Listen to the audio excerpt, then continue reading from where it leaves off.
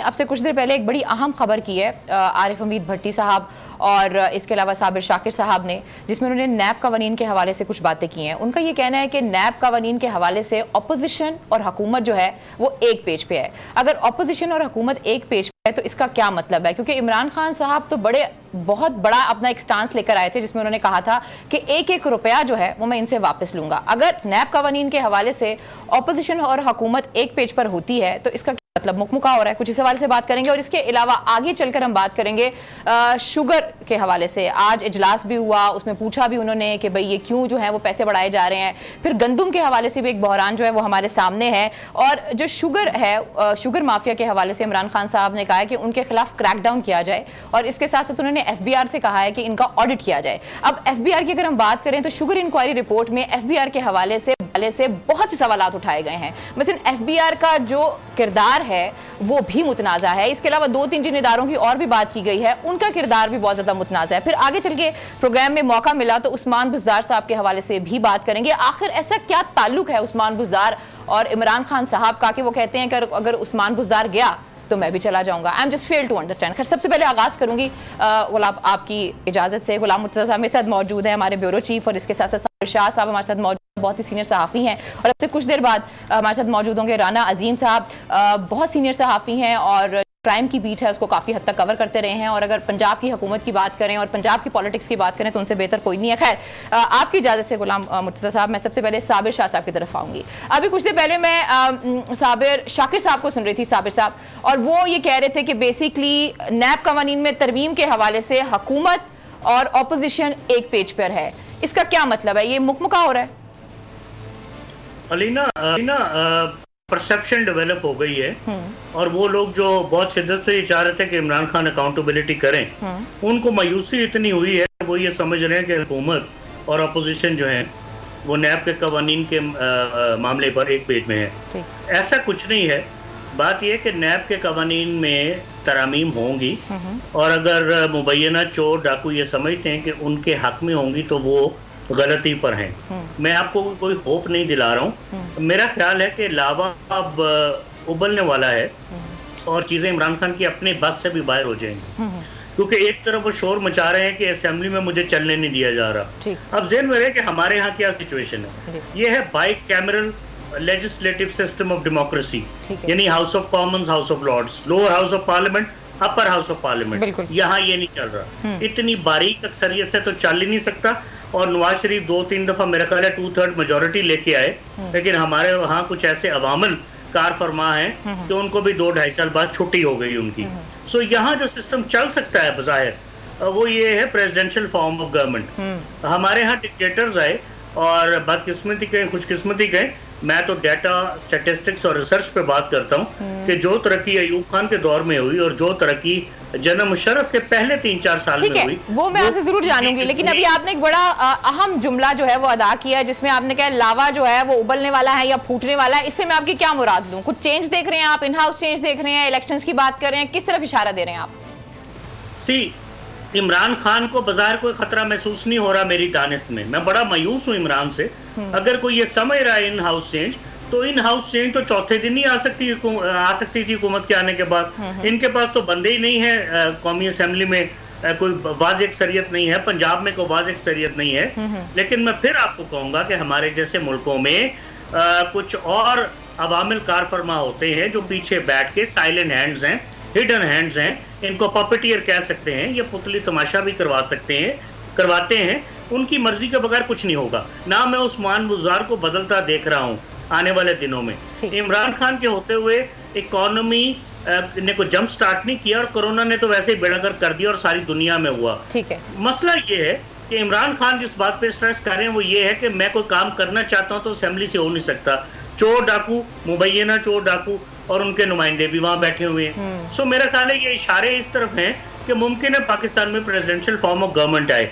और अब तो ये पोजीशन है पिछले 5-6 महीने से। अच्छा साबिर साहब, बेसिकली मैं पिछले कोई 1-2 साल से यही सुन रही हूँ कि सदारती निज़ाम के हवाले से हो सकता है जो चीज़ें हैं वो सामने हमारे आए। लेकिन इस वक्त जो यहाँ पर एक सूरत हाल है, जहाँ पर डिस्कशंस हो रही हैं, उसमें सबसे बड़ी बात की जा रही है कि बैकडोर जो डायलॉग्स किए जा रहे हैं उसमें FATF, NFC अवार्ड्स और नैब तरामीम और FATF की हम जब बात करते हैं तो बेसिकली उन्होंने कहा कि अगर आप चाहते हैं कि इसमें हम कोई चीज़ तब्दील करें तो आपको नैब तरामीम के हवाले से हमें कुछ फेवर देनी पड़ेंगी। तो इस्लामाबाद में तो कुछ इस तरह की बातें हो रही हैं। अलीना मेरी बात सुनिए, कौन सा कानून है जो नैब के पास नहीं है या उसको रोकता है किसी चोर डाकू को पकड़ने के लिए? भाई चोर डाकू को ही पकड़ना है ना। कौन सा कानून है जो पुलिस के पास नहीं है? कौन सा कानून है जो हमारी CRPC में नहीं है? कवानीन तो मौजूद हैं। कौन सी तरामीम की बात करती हैं आप? जितने मर्जी कवानीन ले आए, अगर मैं अरबों रुपए लूटूंगा, करोड़ों रुपए के वकील करूंगा, वो वकील जो जजों के भी दोस्त होंगे, जिनके कई जज भी जिनके जूनियर होंगे और कई जज जिनकी सलाहियतों के मोतरफ होंगे, तो कानून में तो ग्रे एरियाज और लकूनी मौजूद हैं। जाए जाके जो मर्जी कवानीन ले आए, अमेरिका के कवानीन ले आए। अमल दरामद का मसला है इम्प्लीमेंटेशन का। Judiciary, legislative branch, executive branch और हमारे मुल्क में एस्टैब्लिशमेंट जिसमें जुडिशरी जमा आर्मी है, जब तक ये एक पेज पे नहीं होंगे कोई एक चोर या डाकू पकड़ा नहीं जाएगा। कौन सी शुगर रिपोर्ट की आप बात कर रही हैं अलीना? जहांगीर तरीन तो इंग्लैंड में है, उसका नाम बहुत वाज़ेह है। मैं बात पे आऊंगी, वो मैं जरूर चाहूंगी कि आप इस पे कमेंट करें। जो अब जिन तरमीमों की बात कर रहे हैं ना आप साबिर शाह साहब, उसमें ये है कि वो 90 दिन की बड़ी बात करते हैं, फिर वो जिन चेयरमैन नैब है उनके इख्तियारात के हवाले से बड़ी बात की जाती है। ये सारी चीज़ें सामने आ रही हैं और इस तरह की भी बातें की गई हैं जिसमें ये कहा गया है कि जो चेयरमैन नैब हैं उन्हें रिश्वत देने की कोशिश की गई है और उन्हें ये रिश्वत दी जा रही है कि हम आपका टेन्योर जो है वो बढ़ा देंगे। अब जब इस तरह की बातें की जाएंगी तो डेफिनेटली जब जो सुनने वाले लोग हैं या जो उन्हें फॉलो करने वाले लोग हैं उनका तो एक परसेप्शन बनेगा ना इस हवाले से।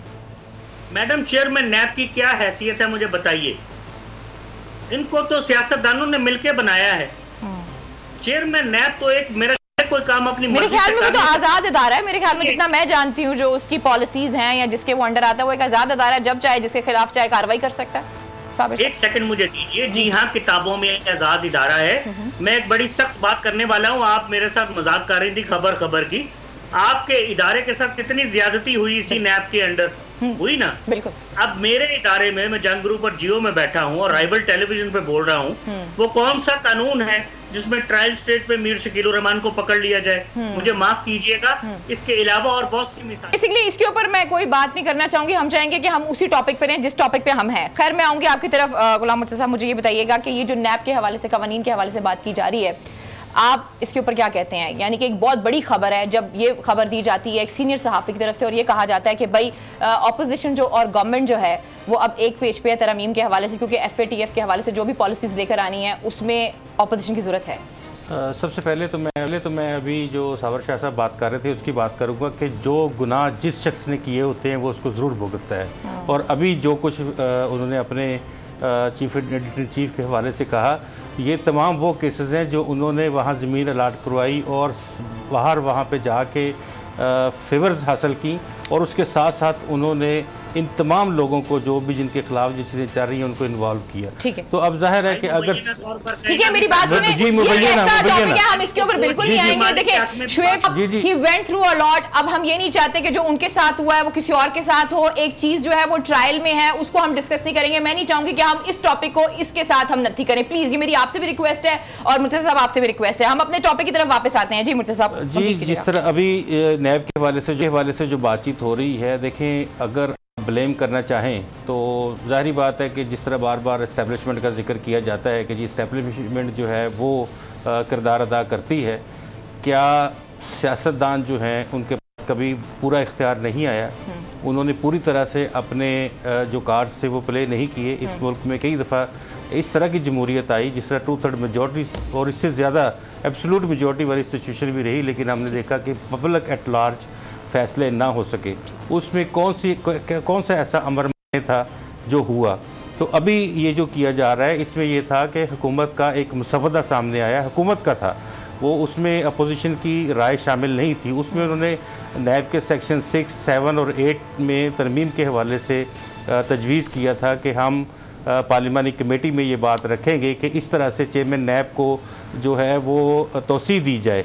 उनके इख्तियारात में लिखा हुआ था कि नाकाबिले तोसी उनका ओहदा, तो वो उनका था कि इस लफ्ज़ को हज़फ किया जाए और इसकी जगह पे काबिले तोसी इसको किया जाए। अच्छा, एक जो FATF की आप बात कर रही हैं उसमें ये था कि जो भी टैक्स लेवीज़ और दीगर तरह के जो फाइनेंशियल इंस्ट्रूमेंट्स हैं उनके हवाले से जो भी इख्तियारात हैं तफ्तीश के वो मुतल्लिका हुकाम और वजारतों को दिए जाए।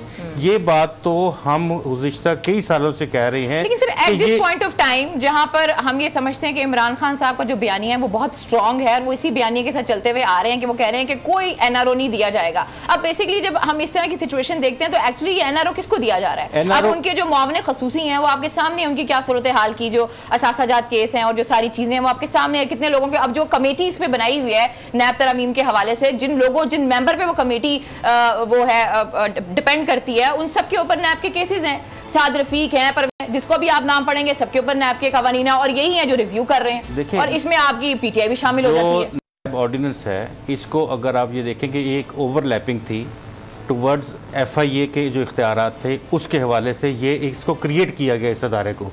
इससे पहले आप देखें PPC मौजूद है आपके पास क्रिमिनल लायबिलिटीज के लिए, सिविल लायबिलिटीज के लिए। ये अभी जो नैब है ये हमेशा से आप जानती हैं कि इसको सियासतदानों, ब्यूरोक्रेट्स और तमाम दीगर जो लोग हैं उनको पीटीआई अगर ऑपोजिशन के साथ बैठ के तरमीम लेकर आती है और नैब के जो चेयरमैन हैं उनके इख्तियारात को कम करती है या किसी न किसी तरीके से ऑपोजिशन को फैसिलिटेट करती है तो मैं इसको क्या कहूँ? ये आप इस तरह कह सकती हैं कि इससे पहले 3 से 4 मरतबा ये कोशिश हो चुकी है। नवाज शरीफ ने की, तब्दीली ना हो सकी नैब कानून आप नहीं होगी आप, और उन्होंने की पाकिस्तान पीपल्स पार्टी ने, तब ना हो सकी। तो अब सवाल ही नहीं पैदा होता कि अब भी हो सके, ये जरूर होती रहेंगी। लेकिन नैब के एक जुम्बिश कलम नैब के इख्तियारात को सलब करना या नैब को ख़त्म करना अब इन लोगों के बस की बात नहीं है। सब्सक्राइब करें और बेल दबाएं ताकि कोई खबर रह न जाए।